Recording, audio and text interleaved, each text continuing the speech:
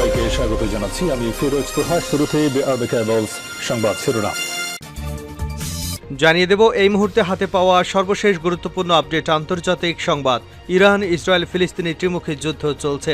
বেশ কিছুদিন বিরতির পর আবু উবায়দার ভিডিও বার্তা।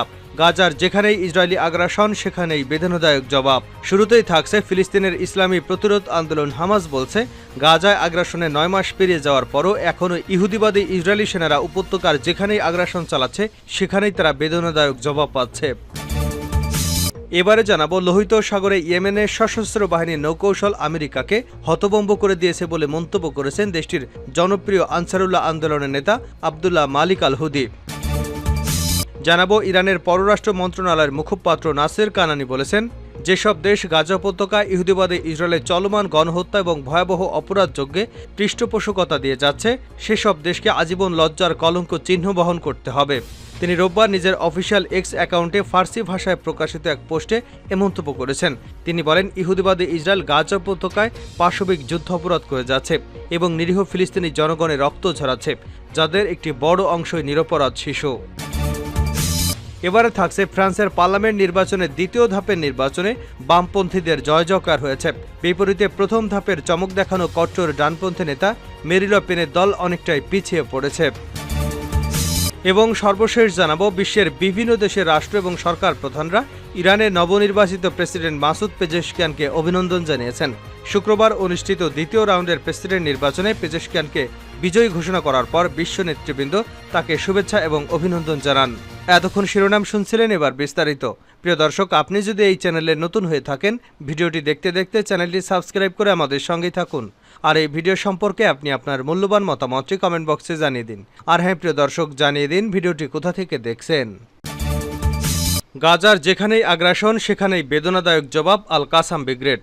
ফিলিস্তিনের ইসলামী প্রতিরোধ আন্দোলন হামাস বলছে, গাজা আগ্রাসনে ৯ মাস পেরিয়ে যাওয়ার পর এখনও ইহুদিবাদী সেনারা উপত্যকায় যেখানে আগ্রাসন চালাচ্ছে সেখানেই তারা বেদনাদায়ক জবাব পাচ্ছে। হামাসের সামরিক বাহিনী ইয়াজিদ্দিন আল কাসাম ব্রিগেডের মুখপাত্র আবু উবায়দা বেশ কিছুদিন বিরতির পর রোববার রাতে প্রকাশিত এক ভিডিও বার্তায় একথা জানান। যথারীতি ভিডিও ধারণ করার সময় আবু উবায়দার মুখমণ্ডল নেকাব দিয়ে ঢাকা ছিল। তিনি বলেন, ৯ মাস পর এখনও আগ্রাসী বাহিনী প্রথম দিনের মতোই আমাদের যোদ্ধাদের হামলার শিকার হচ্ছে। প্রতিনিয়ত ইহুদিবাদী সেনারা মারা পড়ছে, তাদের ট্যাঙ্কসহ অন্যান্য সাজোয়াজান ধ্বংস হচ্ছে এবং তারা অতর্কিত আক্রমণের শিকার হচ্ছে। আবু উবায়দা বলেন, গাজার যে অংশেই তারা হামলা চালাতে যাচ্ছে সেখানে বেদনাদায়ক হামলার শিকার হচ্ছে। হামাসের সামরিক মুখপাত্র বলেন, ইহুদিবাদী শত্রু আগের মতোই পরাজিত হবে ইনশাল্লাহ।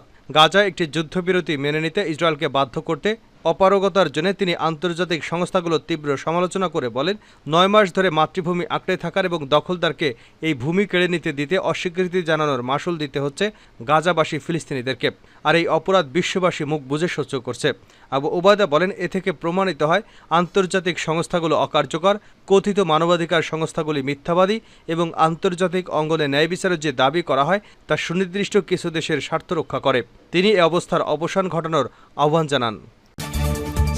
ইয়েমেনের সশস্ত্র বাহিনীর নৌকৌশল আমেরিকাকে হতভম্ব করেছে দাবি হুতির।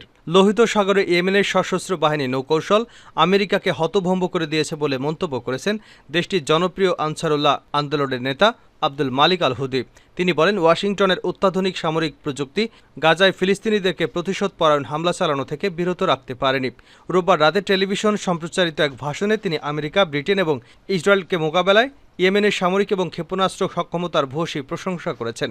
আমেরিকা, ব্রিটেন এবং ইসরায়েলকে তিনি শয়তানের ত্রিভুজ বলে অভিহিত করেছেন। ইয়েমেনের নৌবাহিনীর অভিযানগুলো শত্রুর বুকে কাঁপন ধরিয়ে দিয়েছে উল্লেখ করে হুতি বলেন, মার্কিন বিমানবাহী রণতরীগুলো লোহিত সাগরে আমাদের বিরুদ্ধে হামলা চালানোর পরিবর্তে সাগর ছেড়ে পালিয়ে গেছে।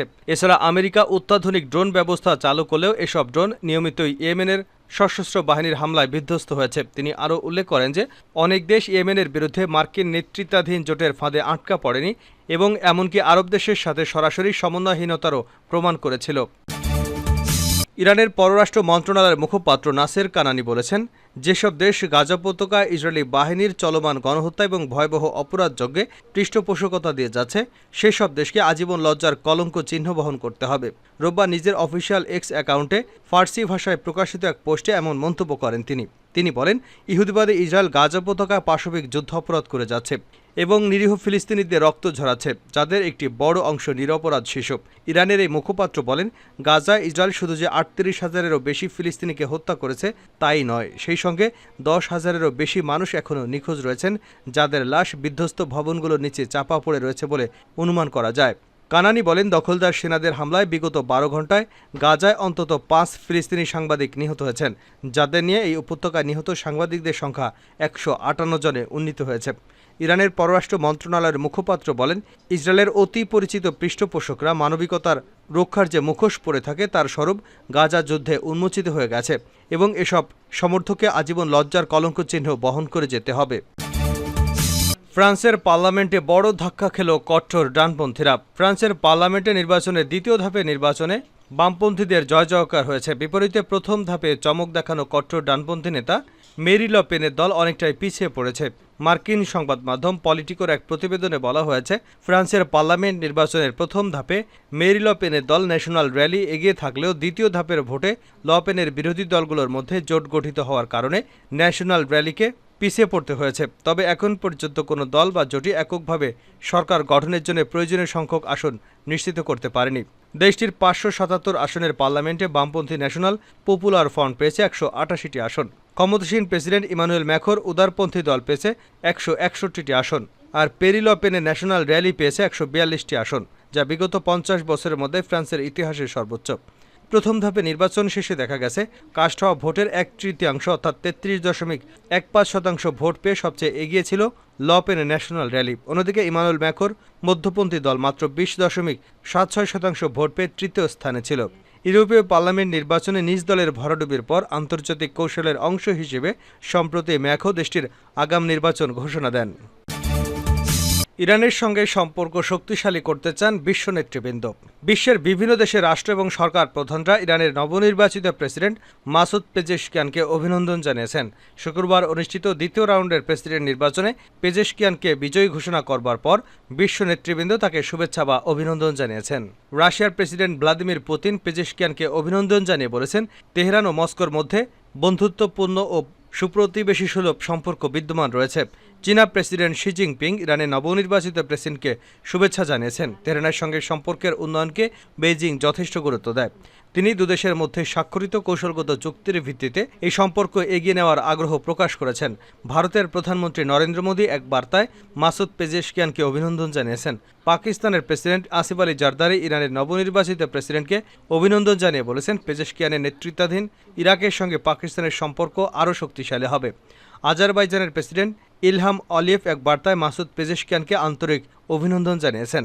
ইরানের নবনির্বাচিত প্রেসিডেন্টকে আরও যেসব বিশ্ব নেতারা অভিনন্দন জানিয়েছেন তাদের মধ্যে রয়েছেন তাজিকিস্তানের প্রেসিডেন্ট ইমাম আলী রহমানভ, জাপানের প্রেসিডেন্ট ফুমিও কিশিদা, সার্বিয়ার প্রেসিডেন্ট আলেকজান্ডার ভুচিচ, মালয়েশিয়ার প্রেসিডেন্ট আনোয়ার ইব্রাহিম, দক্ষিণ কোরিয়ার সরকার, বেলারুশের প্রেসিডেন্ট আলেকজান্ডার লুকাশেঙ্কো, আর্মেনিয়ার প্রধানমন্ত্রী নিকোল পনিশিয়ান, উজবেকিস্তানের প্রেসিডেন্ট শাফকাত মির্জায়েভ, মালদ্বীপের প্রেসিডেন্ট মোহাম্মদ মজ্জু, ইতালির উপপ্রধানমন্ত্রী এডমন্ডা সিরিয়েল্লি।